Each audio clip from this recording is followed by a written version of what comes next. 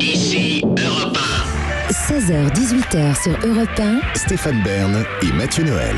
1. Historiquement vôtre. C'est l'accessoire fétiche de la reine d'Angleterre, non pas le vibromasseur comme vous le disiez éhontément durant la coupure pub, mais le parapluie. D'où vient-il le parapluie, David Castello-Lopez ? Ouais, je vais effectivement vous parler du parapluie aujourd'hui et comme on l'a dit plusieurs fois, c'est pas un hasard si je le fais aujourd'hui, puisque c'est une émission spéciale Reine d'Angleterre.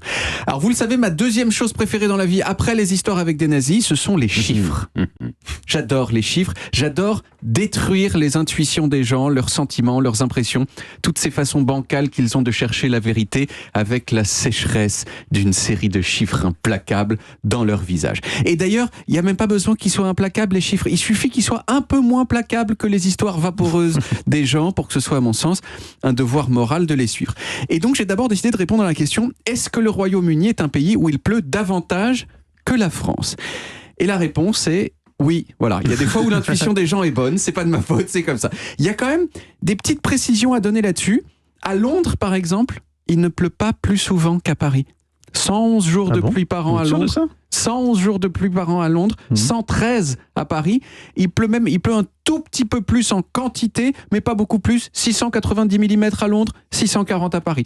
Ce qui nous fait dominer les Anglais du point de vue du temps, c'est que nous, on a un sud qui touche la Méditerranée, voyez. Tandis que leur sud à eux, c'est notre Nord-Pas-de-Calais. Donc évidemment, ça va pas. Nous, on a des villes comme Marseille ou Toulouse, où il pleut moitié moins qu'à Paris, tandis qu'en Angleterre, c'est Londres la ville la plus sèche de tout le pays, voyez. Donc voilà, donc en Angleterre, c'est vrai, il pleut plus qu'en France, d'où mon sujet du jour, l'histoire de l'objet qui permet de se promener à Londres ou en France, en restant plus ou moins au sec, le parapluie.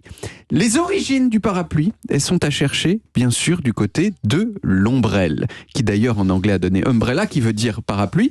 Stéphane, vous me disiez que l'étymologie de umbrella était peut-être à chercher du côté du Portugal. J'ai pas trouvé la trace d'une telle étymologie. Le dictionnaire historique d'Alain Ray, paix à son âme, il dit que ça vient du latin médiéval, umbella. Peut-être que ça a fait un détour par le Portugal, on ne sait pas. Le parapluie... Disons que il a été importé en Angleterre par Catherine de Bragance. Voilà. Donc une reine portugaise. Donc une reine portugaise. Ouais. Donc c'est pour ça qu'on l'attribue à Catherine de Bragance. Et donc l'épouse de Charles II d'Angleterre. Oui, la reine laide.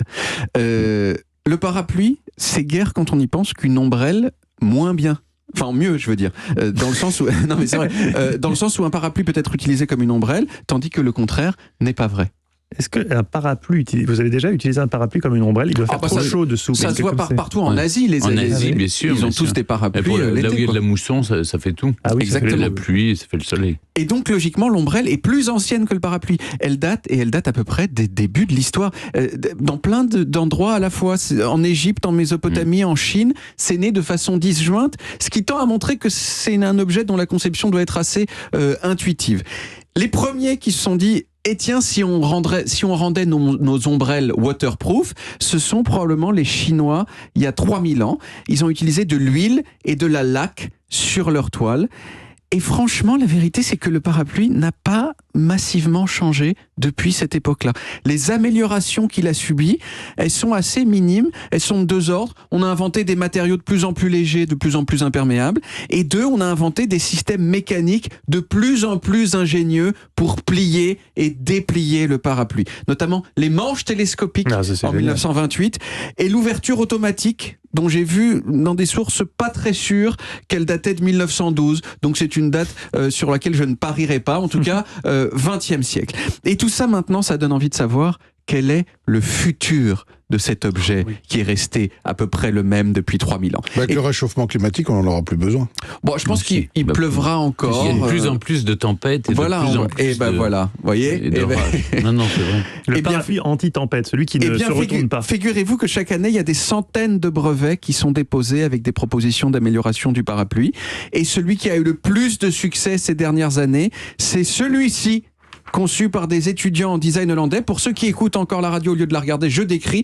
C'est un parapluie dont la canopée est asymétrique. Elle est plus grande derrière que devant, ce qui permet deux choses. 1. de lutter contre les retournements de parapluies, vous disiez juste, Mathieu, ça a été testé avec des vents à plus de 100 km/h, et ben ça reste droit. Et 2, ça permet de protéger l'arrière des jambes quand vous marchez, puisqu'on a tous remarqué que l'arrière des jambes, c'est toujours l'endroit qui prend le plus cher quand on marche sous la pluie, surtout avec un parapluie, puisque les baleines fonctionnent comme des gouttières qui dirigent sur nos mollets toute l'eau qu'elles recueillent.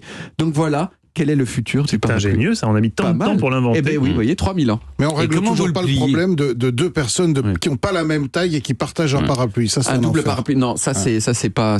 J'imagine bien qu'il doit y avoir un brevet qui a dû essayer de résoudre ce problème. Merci beaucoup David. On retrouve les origines en podcast sur toutes les applis audio et en vidéo sur YouTube, Dailymotion et sur le site europe1.fr.